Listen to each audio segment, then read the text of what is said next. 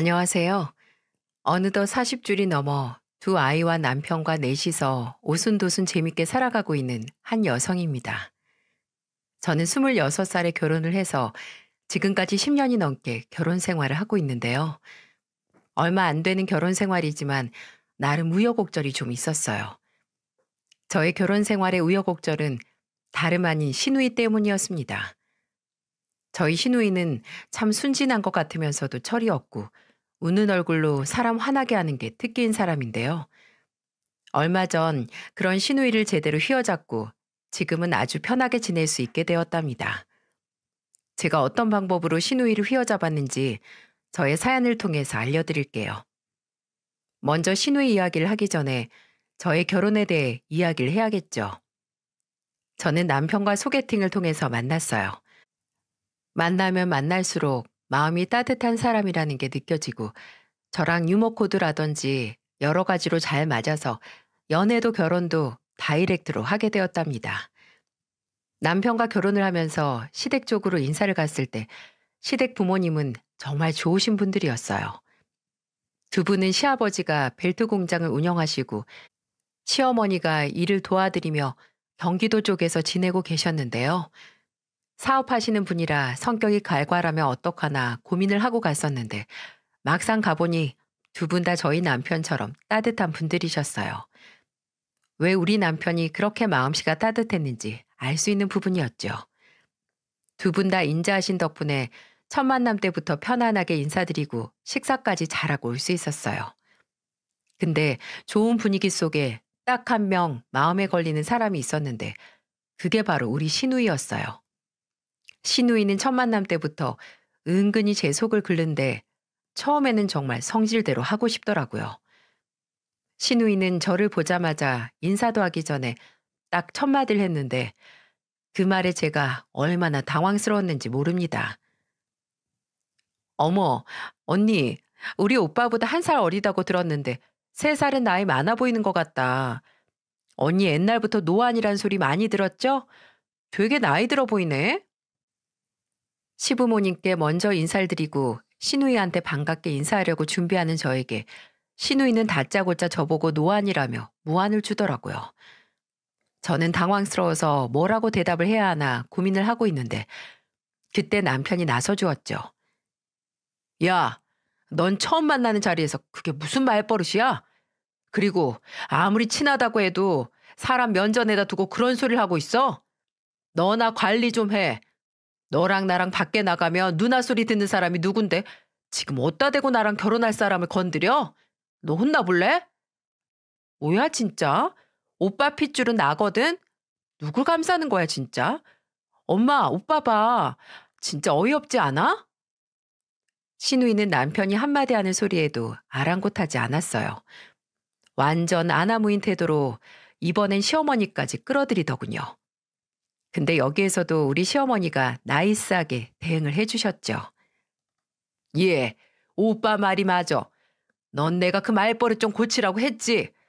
너 그렇게 물불 안 가리고 말하는 거 문제라고 했어, 안 했어? 빨리 네 새언니한테 미안하다고 해. 내가 보기엔 예쁘기만 하구만 뭐가 노안이라는 거니? 시어머니는 오히려 신우에게 한 방 날려주셨고 신우이는 마지못해 저한테 미안하다고 했었답니다. 덕분에 저도 기분 나쁘지 않게 잘 넘어갈 수 있었어요. 그렇게 살짝 어색할 뻔했던 인사를 마치고 나서 저희는 무사히 결혼을 할 수 있었습니다. 결혼할 때는 시아버지께서 집을 해주셔서 서울 쪽 아파트에서 신혼생활을 시작할 수 있었죠. 신혼생활을 하면서 정말 남편과 알콩달콩 재밌게 살았어요. 시댁 쪽에서는 저희한테 신경을 많이 쓰는 것도 아니라서 그 힘든 시댁살이도 저는 경험해 보질 않았었죠. 그렇게 행복한 결혼 생활에 5년이라는 시간이 지났어요. 저희는 둘 다 일을 하고 있었기 때문에 아이는 좀 나중에 가자는 생각이 있어서 결혼 후 5년 동안은 각자 일에 집중하고 신혼을 즐기고 있었습니다. 저희의 생각은 양쪽 부모님들도 전부 다 동의를 하셨기에 저희는 정말 부담 없이 저희의 생활을 하고 있었죠. 근데 딱 한 사람한테서 태클이 들어왔는데 그게 바로 우리 신우였어요. 우리 시누이는 명절 때나 언제나 만나면 꼭 한 번씩 태클을 걸고 넘어지는데 그때마다 정말 짜증이 확 올라오더라고요. 언니, 도대체 애도 안 낳을 거면 오빠랑 연애나 쭉 하지 왜 결혼했어요? 혹시 어디 문제 있는 거 아니에요? 혹시 애가 안 생기는 건데 괜히 자존심 상해서 지금 계획 없다고 그러는 거 아니에요? 네? 아가씨, 그게 무슨 말이에요? 제가 왜 그런 걸로 자존심 상한다고 거짓말을 하겠어요? 아니, 그렇잖아요. 결혼한 지가 언젠데 아직도 아기가 안 생기냐고요. 내 주변 사람들 보면 다 결혼하고 얼마 안 돼서 애 낳고들 하던데 언니랑 오빠는 아직도 애가 안 생긴다는 게 난 좀 이상해서요. 시누이가 여기까지 말을 하자 저희를 이해하고 응원해 주시던 시부모님도 설마 하는 눈빛으로 저희를 보기 시작했어요. 저는 정말 억울하고 어이가 없어서 쓸데없는 말을 꺼낸 시누이에게 화를 냈습니다. 아가씨, 말 가리면서 하세요. 아기가 안 생기면 안 생긴다고 솔직하게 말씀드렸겠죠. 제가 뭐가 부끄럽고 아쉽다고 그런 거짓말 하겠어요? 아가씨는 그런 걸로 자존심 상하는 그런 사람인가 보네요. 근데 사람이 다 아가씨 같지가 않아요. 저랑 아가씨네 오빠 둘 다 지극히 정상이고 저희가 아직 생각이 없어서 안 만드는 것 뿐이에요. 어머님, 아버님 걱정하지 마세요. 저희가 때 되면 알아서 다 가질 거니까 너무 걱정 안 하셔도 돼요. 제가 똑 부러지게 이야기를 하니까 그제서야 시부모님도 안심이 되었는지 안도의 한숨을 푹 하고 쉬셨어요. 정말 저는 이런 쓸데없는 걱정거리를 만드는 시누이에게 너무 화가 나더라고요. 그래도 시부모님이 시누이 말보다는 제 말을 더 믿어주셔서 그 자리에서는 잘 넘어갈 수 있었습니다.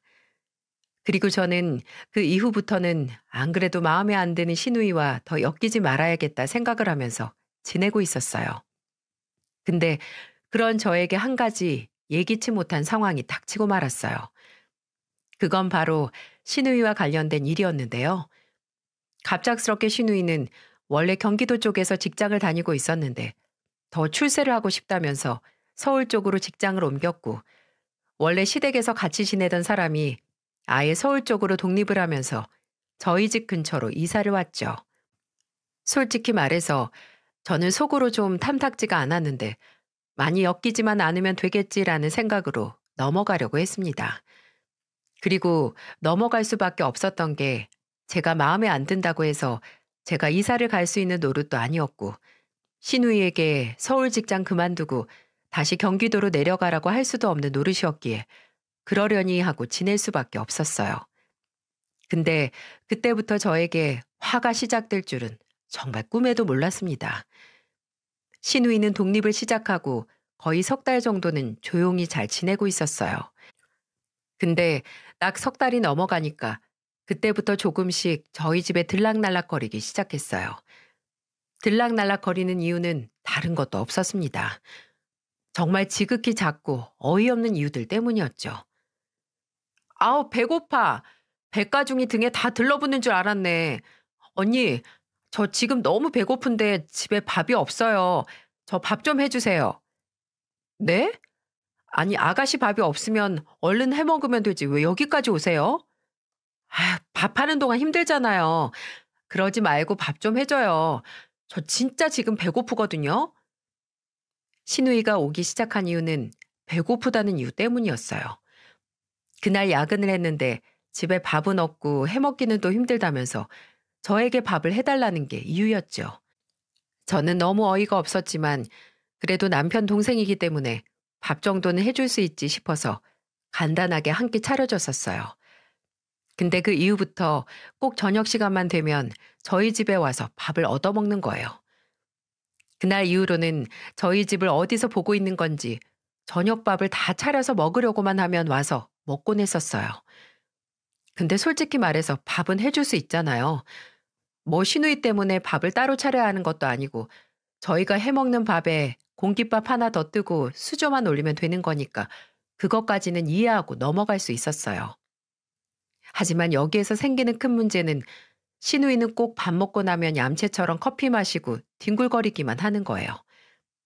게다가 저희 남편이 설거지라도 시키려고 하면 꼭 바쁘다는 핑계를 대면서 집으로 홀랑 가버리기 일쑤였고요. 저는 그게 너무 얄밉고 보기가 싫었어요. 그래서 아예 조치를 취하기로 했습니다.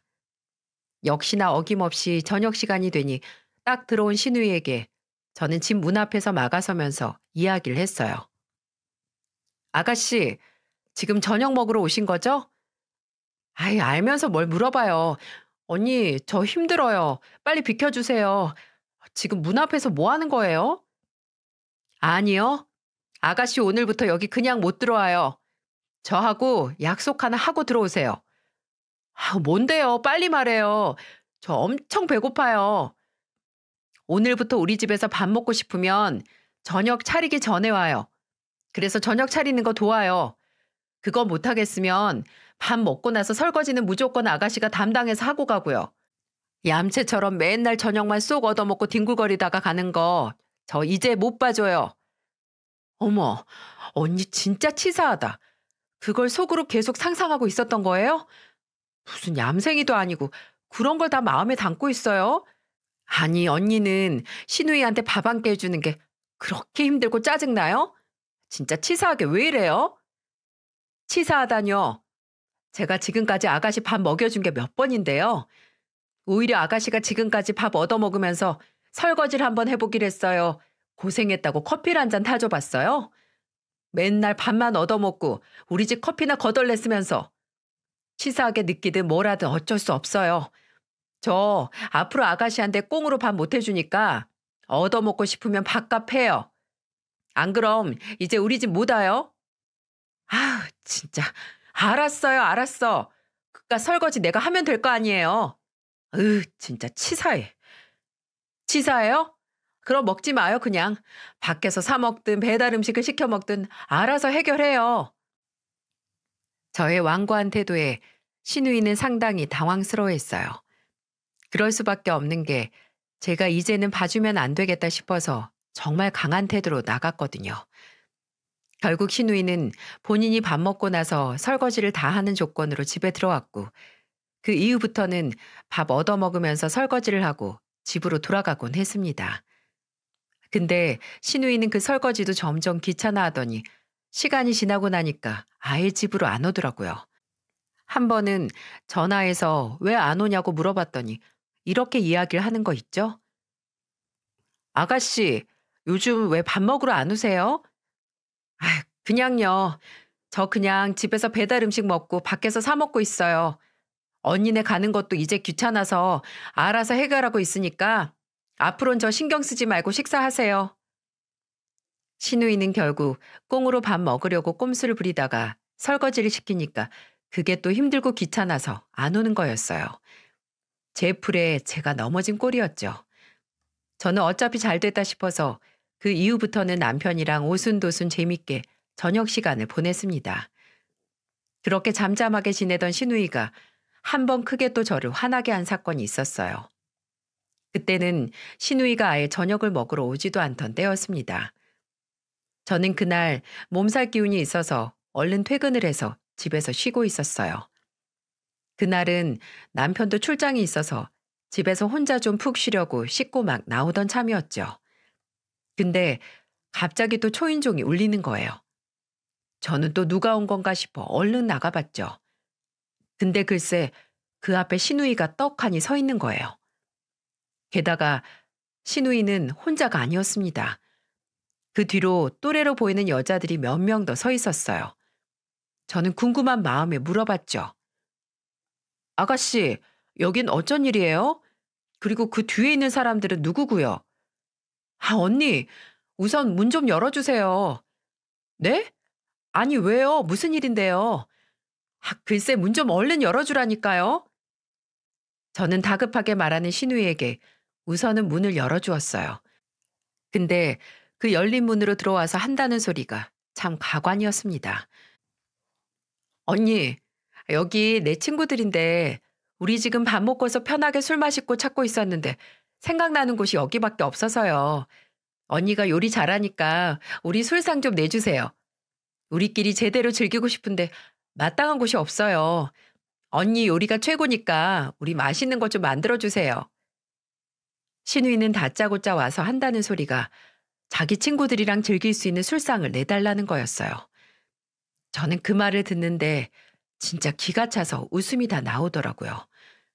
근데 거기에서 호락호락하게 받아줄 제가 아니었죠. 아가씨, 진짜 철이 없어도 너무 없는 거 아니에요? 게다가 평소에 무례한 줄은 알았지만 진짜 이 정도일 줄은 몰랐네요. 지금 다짜고짜 찾아와서 술상을 차려달라뇨. 그게 지금 말이나 되는 소리예요? 내가 무슨 아가씨 종이에요? 아님, 가정부도 아닌데 무슨 갑자기 술상을 내달래요? 사람이 염치가 없어도 정도껏 없어야지. 됐고요. 아가씨한테 내줄 술상 없으니까 술집 알아보세요. 여기는 아가씨가 막 드나드는 술집이 아니에요. 언니, 치사하게 왜 이래요? 그냥 한번 차려줄 수도 있는 거지. 언니 꼴을 딱 보니까 우리 오빠도 이렇게 막대하죠? 우리 오빠 불쌍해서 어떡해? 이제 보니 오빠는 지인도 집에 못 데리고 오겠네. 언니 무서워서. 언니, 그러다 우리 오빠 도망가요. 이렇게 억세고 이기적인 사람이랑 어떻게 같이 산대요? 우리 오빠가 너무 착해서 큰일이다, 진짜. 뭐라고요? 진짜 보자 보자 하니까? 지금 아가씨 몰라도 한참을 모르고 있는 것 같은데요. 우리 남편은요, 애초에 그런 사람이 아니에요. 이렇게 개념 없이 막무가내로 사람들 데려와서 술상 내와라 하는 노개념 인간이 아니라고요. 어쨌든 아가씨한테 내줄 술상 없으니까 당장 저 사람들 데리고 가요. 저는 한창 기분이 나빠서 저를 비꼬는 아가씨에게 지지 않고 말했어요. 그래도 꿈쩍을 안 하고 있길래 아예 문 밖으로 밀어버리고 문을 이중으로 꼭꼭 닫아버렸어요. 어찌나 어이가 없는지 저는 그날 이후로 남편에게도 신우이의 만행을 일러버렸고 남편은 제 이야기를 듣자마자 신우이를 불러다가 호되게 혼을 내버렸답니다. 그러더니 좀 잠잠해지더라고요. 근데 거기에서도 정신을 못 차린 신우이는 또 얼마 못 가서 제 속을 긁어대기 시작했어요. 그때는 시어머니와 시아버지의 결혼 기념이었어요. 저희는 매년 양가 부모님의 결혼 기념일도 살뜰하게 챙겨드렸고 그 해도 마찬가지로 시부모님께 용돈을 보내드린 상황이었죠. 금액도 적지 않았어요. 올해는 두 분이서 여행을 간다고 하시길래 여행 가서 넉넉히 쓰시라고 100만 원을 보내드렸는데 그 이후 며칠 뒤에 신우이한테서 전화가 왔더라고요. 네, 아가씨 무슨 일이세요? 언니, 다른 게 아니고요. 이번에 우리 엄마 아빠 여행 가는 거 알죠? 그거 내가 비행기랑 숙박비랑 다 알아보고서 보내드리는 거예요. 근데 생각해보니까 언니네가 있는데 저 혼자 이걸 다 부담한다는 게 말이 좀 안 되는 것 같아서요. 그래서 하는 소린데 이거 총 300만 원 들었는데 그중에 언니네가 200만 원 부담하세요. 두 사람이니까 두 몫은 해야 할 거 아니에요. 네? 아니 그게 무슨 갑작스런 소리예요. 저흰 두 분 여행 가서 쓰시라고 100만 원 해서 보내드렸어요 이미. 그거 아가씨가 하시기로 했으면 다 하시면 되지. 왜 이제 와서 저희한테 돈 내놓으라고 하시는 거예요? 그것도 200만 원이나. 아가씨가 시작한 거면 아가씨가 더 많이 내든가 해야지. 그게 무슨 말도 안 되는 요구예요? 이 언니 또 치사하게 나오네. 지금 우리 엄마 아빠한테 200만 원 더 쓰는 게 그렇게 아까워서 그러는 거예요? 진짜 너무 쫌생이 아닌가? 쫌생이라뇨. 진짜 어이가 없어서. 미안한데요, 아가씨. 저는 더 보탤 돈이 없어요. 이미 아가씨가 처음부터 계획해서 한 거면 아가씨가 알아서 다 책임지세요. 저희는 100만 원 이미 다 보내드렸으니까. 진짜. 언니, 왜 그렇게 사람이 인정머리가 없어요? 우리 엄마 아빠한테 돈 쓰는 게 그렇게 아까워요? 우리 엄마 아빠가 언니한테 얼마나 잘하는데. 진짜 불쌍하다 불쌍해. 아니 이런 며느리도 며느리라고 데리고 있는 우리 부모님 진짜 천사 아니야? 짜증나. 신우이는 제가 돈을 못 내겠다고 하니 또다시 막말을 하면서 짜증을 내기 시작했어요.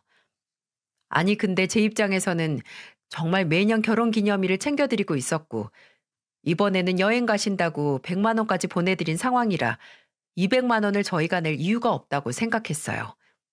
그래서 신우이한테는 못 내겠다고 이야기를 했죠. 근데 또 저도 저희 시부모님이 저한테 잘해주신다는 걸 느끼고 있었기에 신우이에게는 그렇게 말을 했지만 내심 마음에 걸려서 남편한테 먼저 상의를 했었어요. 근데 정말로 남편의 이야기를 듣자마자 저는 신우이에게 그렇게 말한 게 정말 잘한 짓이었다는 걸 느낄 수 있었어요. 신우이의 전화를 받고 난 그 밤에 저는 자기 전에 남편에게 통화했던 내용을 말하면서 시부모님이 여행 가시는 길에 돈을 더 보내드려야 하는 건 아닐까 이야기를 했었어요. 근데 남편에게서 돌아오는 말이 정말 황당하더군요. 뭐? 아니, 그걸 그렇게 말했어?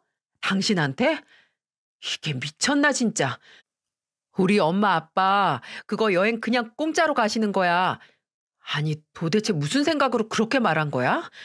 진짜로 그렇게 말했어? 지가 300만 원으로 해서 보내드리는 거라고? 진짜 어처구니가 없네. 그 돈 안 줘도 돼. 그거 우리 아빠 공장 사람들이 돈 모아가지고 우리 부모님 보내드리는 거야. 아빠가 공장 식구들한테 좀 잘하셨어? 몇십 년을 가족처럼 공장 사람들 데리고 지내는 거 너무 고맙다고 공장 식구들이 돈 몇 푼씩 모아가지고 여행 보내드린 거야. 하여튼 그 기집애 진짜 어떻게 해야 정신 차리지? 그리고 무슨 지가 비행기랑 숙박을 다 알아봐? 여행사 알아준 것밖에 없지. 두 분 여행 가신 것도 여행사 통해서 패키지로 가시는 거야. 열받네 진짜. 이게 전에 혼나고서 아직도 정신을 못 차렸어. 저는 남편이 저에게 그 소리를 하는 걸 들으면서 진짜 신우이는 갈 때까지 간 막장이라는 생각이 들었어요. 그리고 그때 돈을 안 보내준 것에 대해 정말 다행이라고 생각을 했죠. 아마 남편에게 상의 없이 그 돈을 보내줬더라면 저는 그냥 신우이한테 눈뜨고 코내준 꼴이 되는 거였어요. 결국 이것도 남편이 바로 신우이에게 전화를 해서 막 혼을 냈어요. 야, 이 기집애야. 너 정신 못 차려? 어따 대고 바로 들통난 거짓말을 해? 너는 직장도 다닌 애가 맨날 우리 집에 와서 밥 처먹더니 그것도 부족해서 술상 봐달라고 했을 때 혼났으면 정신 차려야 하는 거 아니야? 근데 개념을 어디다가 처박았길래 내 마누라한테 거짓말 해가면서 돈을 빼가려고 그러냐? 진짜 미친 거 아니야? 너 당장 튀어와서 니네 언니한테 사과해. 바로 안 튀어오면 내가 네 집 다 뒤집어 엎을 줄 알아? 남편은 항상 따뜻하다가도 한 번 화가 나면 불같이 화를 내는 부분이 있었기에 신우이는 곧바로 달려와서 저에게 미안하다고 이야기를 했어요. 언니, 미안해요. 내가 돈이 좀 필요해서 그랬어요. 진짜 그렇게 돈 받고 나면 나중에 갚으려고 했어요. 진짜 나쁜 의도로 그런 건 아니에요. 아가씨, 이미 저한테 거짓말로 돈 빼내가라고 한 거 자체가 잘못이었던 거예요. 정말 눈 가리고 아웅하는 것도 아니고 이렇게 바로 들킬 거짓말을 왜 하는 거예요? 제가 이해가 안 돼서 그래요, 이해가. 미안해요. 다시는 안 그래요. 직장도 다니는 사람이 제발 정신 좀 차리세요, 아가씨. 맨날 돈 버는 족족 죄다 식비로 쓰고 노는데 다 써버리니까 돈이 없는 거 아니에요. 앞으로 또 한 번만 이러면 그땐 저도 가만히 안 있을 거예요. 저도 이때는 화가 나서 신우이에게 화를 냈고 신우이는 그 이후부터는 좀 잠잠해지는 듯 했어요. 그렇게 신우이와의 사이가 좀 잠잠해질 때쯤 저는 아기를 낳게 되었고 결혼 후 좀 늦게 가진 아이는 하늘에서도 축복을 세게 주었는지 글쎄 쌍둥이를 출산하게 되었습니다. 딱 저희가 예상한 대로 5년 후에 아기를 가졌는데 아기가 그렇게 예쁠 수가 없더라고요. 그리고 이때는 신우이도 지 조카는 예뻐 죽겠는지 하루가 멀다 하고 저희 집으로 찾아와서 조카들을 잘 봐주고 그랬어요. 그 모습을 보니 조금은 정신을 차린 건가 싶기도 하고 고마운 마음도 있어서 한 번씩 신우이에게 용돈도 주면서 저희는 점점 사이가 좋아지고 있었습니다. 그렇게 한 몇 년을 더 보냈던 것 같아요. 우리 아이들이 커가면 커갈수록 신우이도 한 번씩 장난감도 사다 주고 옷도 사다 주면서 고모 역할을 아주 잘하고 있었죠. 남편도 평소에 동생 칭찬하는 사람이 아닌데 그때는 신우이한테 좋은 말도 해주면서 그렇게 더 돈독해지더라고요. 그 모습이 저도 보기 좋아서 이대로만 가면 정말 더할 나위 없이 행복하겠다 싶었답니다. 하지만 그 행복도 얼마 못 가서 또 깨지고 말았어요. 그때는 한창 시누이와 사이도 좋고 잘 지낼 때였어요. 여전히 시누이는 제 속을 한 번씩 벅벅 긁으면서 화를 돋을 때가 있었지만 시누이와 지내면서 하나 느꼈던 건 이 사람은 특별한 악의가 없어도 말을 좀 함부로 내뱉는 경향이 있다는 거였어요. 저를 딱히 미워하는 건 아니지만 그냥 이 사람 성향 자체가 한 번씩 상대를 꼬아서 대하는 버릇이 있었을 뿐이었죠. 물론 그것도 잘못된 거지만 저는 이 성향을 알고 나니까 그냥 시누이가 하는 말들을 한 귀로 듣고 한 귀로 흘리게 되더라고요. 그리고 여기에 점점 익숙해지니까 시누이가 그리 믿게 느껴지지도 않았습니다. 그렇게 서로에게 적응하며 잘 지내고 있던 와중에 시누이에게 일이 하나 닥치게 되었어요. 그건 서울에서 한번 직장을 옮긴 뒤로 잘 다니고 있었는데 갑작스런 회사 규모 축소로 시누이가 잘리게 된 사건이었죠. 시누이가 저희 집까지 찾아와서 엉엉 울길래 그때 정말 안쓰러운 마음이 들었었어요. 언니, 저 진짜 이 회사에서 일 열심히 했거든요. 근데 어떻게 이렇게 사람을 막 잘라버리는 게 어딨어요? 요즘 제 취업이 얼마나 어려운데 나 진짜 너무 막막해요, 언니. 아가씨, 울지 마요. 또 생각해보면 길이 있을 거예요. 재취업 어렵다고 해도 어디든 또 들어가는 사람들은 들어가더라고요. 그러니까 제가 도와줄 테니까 한번 같이 일자리 찾아봐요. 언니 고마워요. 진짜 나 너무 막막해요. 나 진짜 뭘 해야 될지 모르겠어요. 시누이는 막막하다며 저에게 하소연을 했고 저는 그런 시누이를 달래주는 것 말고는 해줄 수 있는 게 없었어요. 그 뒤로 시누이는 징징 짜면서 새로운 일자리를 알아보고 있었는데 정말 제 취업이 어려운 시대가 맞는지 면접을 보는 족족 다 떨어지더라고요. 그런 시누이가 안타까운 마음에 저도 일자리를 몇 군데 더 알아봐주고 그랬었는데 쉽게 연결되지가 않았어요. 그 뒤로는 그냥 뒤에서 응원만 하고 있었는데 어느 날 또 시누이가 갑작스런 이야기를 하는 거예요. 언니, 저요. 그냥 취업하는 거 때려치우고 사업이나 하나 하려고요. 뭐 거창한 거 아니고 요즘 속눈썹 펌이랑 네일 아트 해주는 거 있잖아요. 그거 그냥 자격증 따고 공부만 조금 하면 누구나 다 할 수 있는 거래요. 그래서 청년 창업도 알아보면서 지금 기술 배우러 다니고 있어요. 어머, 너무 잘 됐다. 그래요, 아가씨. 평소에 그런 분야에 관심 많았으니까 잘할 수 있을 거예요. 잘 생각했어요. 창업이 뭐 쉬운 건 아니지만 요즘 청년 창업자들도 많이 늘어난다고 하잖아요. 이번에는 제대로 한번 해봐요, 아가씨. 네, 언니 고마워요. 저 진짜 제대로 해볼게요. 신우이는 그렇게 정신을 차리고서 한창 기술을 열심히 배우러 다녔었어요. 이때는 밤 늦게까지 실습하고 공부한다면서 고생을 하길래 제가 몇 번 도시락도 싸다가 학원에 보내주곤 했었죠.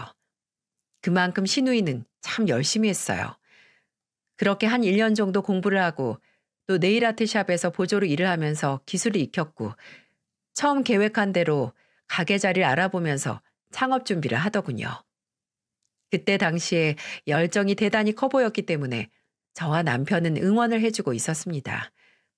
근데 그러던 와중에 또 신우이한테서 당황스러운 이야기가 또 들려왔어요. 언니, 오빠, 내가 진짜 창업하려고 그동안 얼마나 열심히 준비했는지 알죠? 근데 내가 직장 다니면서 돈 모으고 대출을 받았어도 돈이 좀 부족해서 말이에요. 미안한데 나 2천만 원만 빌려주면 안 될까요? 진짜 제가 갚을게요. 내가 얼마나 열심히 했는지는 솔직히 둘이 옆에서 봐서 다 알잖아요. 언니, 저 진짜 딱 2년만 쓸게요. 2년 뒤에는 원금에 이자까지 해서 갚을 테니까 저 돈 좀 빌려주세요. 네? 진짜 갚을게요. 필요하면 차용증까지 쓸게요. 갑작스럽게 또 돈을 빌려달라고 하는 시누이를 보면서 저희 부부는 고민이 깊게 되었어요. 솔직히 그동안의 신우이의 모습을 보면 정신을 차린 것 같아서 도와주고 싶은데 저희한테는 쌍둥이도 있고 모아야 하는 돈이 있었기에 선뜻 내주는 게 쉽지가 않았거든요. 그래서 남편과 며칠을 고민하면서 상의를 했고 결론은 저희가 1년 동안 꼬박 모은 적금이 하나 있었는데 이게 마침 만기도 다 되었고 우리가 바로 쓸 돈은 아니었기 때문에 2년 정도는 빌려줄 수 있겠다는 결론을 내게 되었습니다.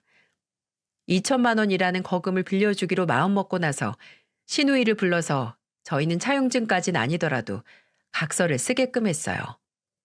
왜냐하면 사람이 돈 앞에서는 또 어떻게 바뀔지 모르는 것이기에 저희는 신우이에게 저희가 요구하는 대로 각서를 쓰라고 했고 신우이는 정말로 그대로 각서를 썼습니다.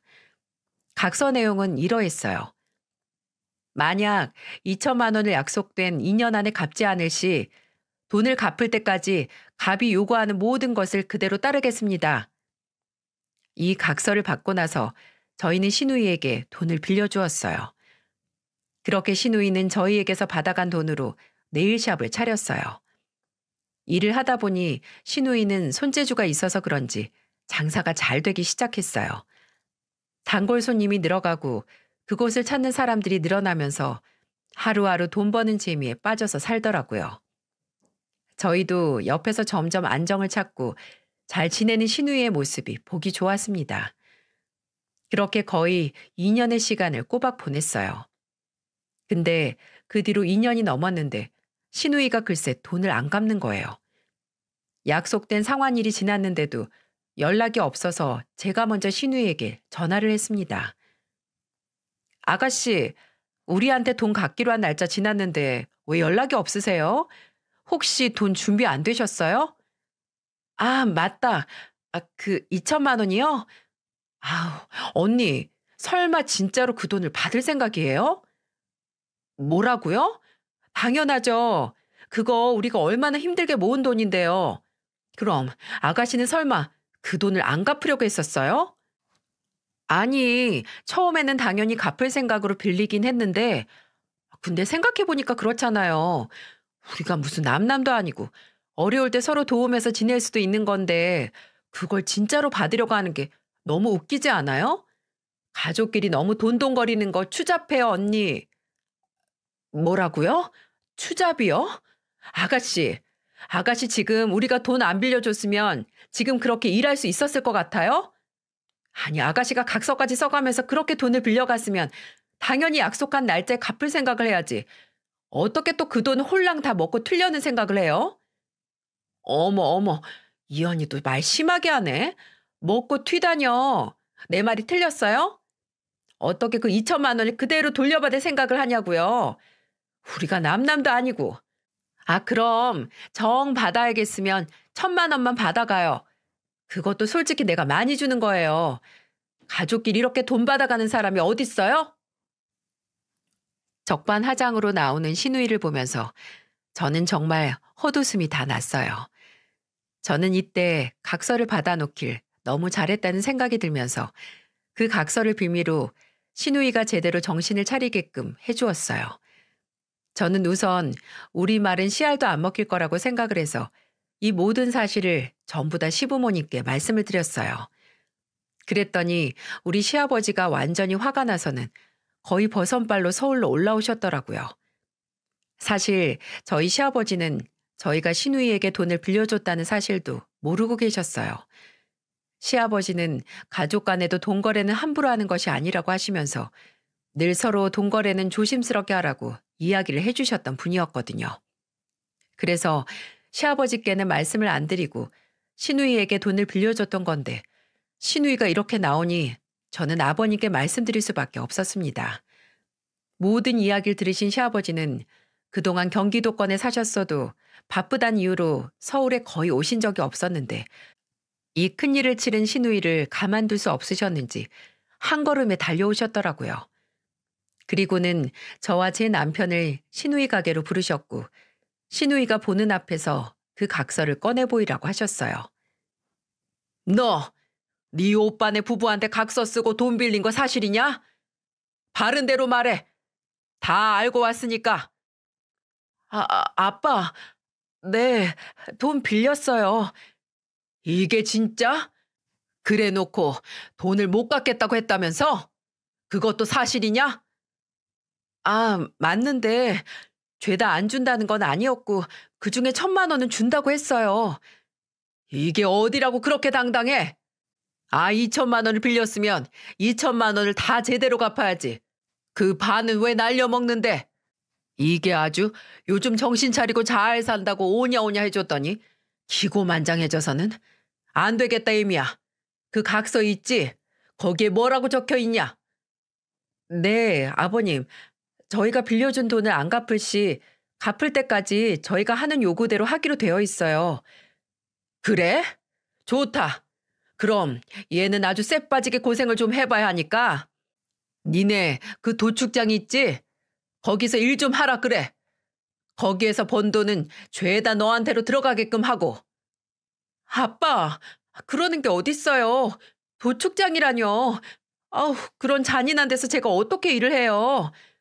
그럼 당장 2천만 원 갚어. 그럼 되잖아. 아빠, 나 돈 없어요. 네일아트에서 돈을 2천만 원을 언제 다 모아요. 죽었다 깨어나도 없어요. 그러니까 그 돈 갚아질 때까지 도축장에서 일하라고. 너 일 제대로 안 하기만 해. 그럼 이 가게고 뭐고 내가 다 뒤집어 엎어버릴 거니까. 시아버지는 저에게 시누이를 제가 일하는 도축장으로 데리고 가서 일을 시키라고 하셨어요. 저는 도축장에서 따로 일을 하고 있었기 때문에 제가 일하는 곳으로 가서 알바라도 시키라고 하셨어요. 저는 그날로 그 도축장 사장님께로 가서 알바 자리 하나 달라고 했고 시누이는 그곳에서 청소를 맡아서 하는 일을 하게 되었죠. 거기서 시누이는 온갖 기름에 더러운 이물질들을 매일 닦는 일을 하게 되었어요. 일주일에 3번은 꼽아 네일 아트샵 문을 닫고 제가 일하는 곳으로 와서 청소를 맡아서 하고 있었죠. 근데 진짜 2주일도 못 가서 완전히 넉다운이 되어버렸더라고요. 왜냐하면 그곳에서 청소를 하는 일이 정말 만만치 않은 일이었거든요. 하루 종일 일하면 허리가 빠질 듯이 아프게 일을 해야 하는 곳인데 평생 그런 고생을 안 해본 시누이가 그걸 계속적으로 할 수가 없었어요. 결국에는 그래서 어떻게 됐는지 아세요? 시누이는 2주일 만에 저를 찾아왔습니다. 그리고 빈손으로 오지 않았어요. 현금으로 2천만 원을 딱 뽑아서 온 거 있죠? 언니, 저 진짜 다시는 거기서 일 시키지 말아주세요. 정말 너무너무 힘들어요. 미안해요, 언니. 언니랑 오빠가 정말 힘들게 번 돈인데 내가 그걸 모르고 막무가내로 못 갚겠다고 했어요. 내가 진짜 철이 없어도 너무 없었어요. 진짜 항복이에요, 항복. 내가 다 잘못했으니까 언니가 우리 아빠한테 말 좀 해서 돈 다 받았다고 저 이제 거기서 일 안 해도 된다고 말 좀 해주세요. 네? 아가씨, 이제 진짜 정신 차린 거 맞아요? 아가씨가 생각해도 아가씨가 좀 너무했죠? 어떻게 우리한텐 그 피 같은 돈인데 그걸 그냥 꿀꺽 해버리려고 해요? 진짜 너무했어요. 이제야 정신이 좀 차려져요? 네, 언니. 아우, 저 진짜 끔찍해요. 그 돼지 냄새며 미끌거리는 기름이며, 아우, 진짜 다신 겪고 싶지 않아요. 그러니까 제발 좀 우리 아빠한테 말 좀 해주세요. 대신, 다신 이러지 마요. 돈도 있었으면서 왜 안 가지고 왔던 거예요? 꼭 그렇게 사서 고생을 해야겠어요? 괜히 아깝다는 생각이 들었어요. 진짜 네일아트에서 돈이 많이 벌어지는 건 아니니까.